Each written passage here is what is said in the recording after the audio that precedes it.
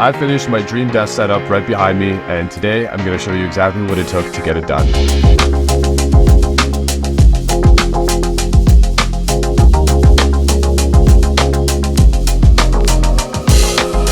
Okay, I spent a lot of time in my workspace, so I really wanted to design a space that is not only functional, but aesthetic for YouTube, and just a place that feels really good to sit in for a long amount of time. Now, looking back at my previous setup, in order to create this space, I definitely did take a lot of inspiration from others.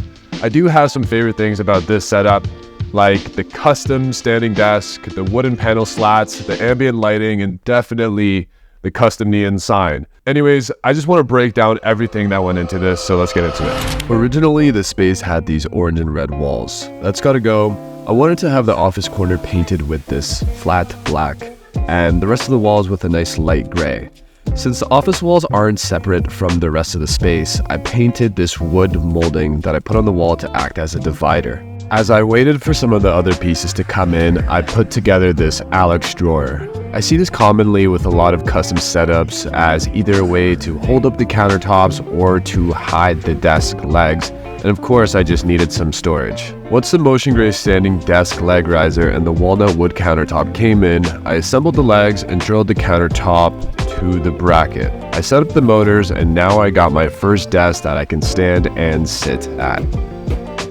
The acoustic wood veneer hub panel slats came in, I made the cuts and nail gunned them to the wall. Then I ordered matching hanging shelves on Amazon, and I added those to the wall.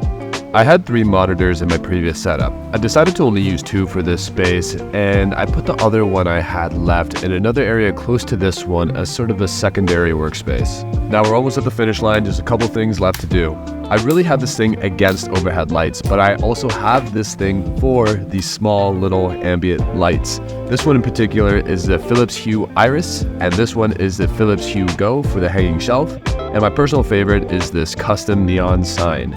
I also threw in this lamp in the mix because I just like it. I like that you can move it around and put it exactly where you want it. And to finally finish the setup, little accessories and decorations to add some character to the space. I got books, bonsai trees, wooden clocks, and some little gadgets.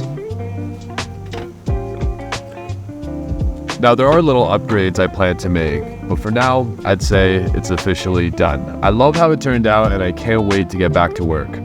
If any of the items in this setup have caught your eye, check the description and you'll find everything you need there. Anyways, thanks for watching.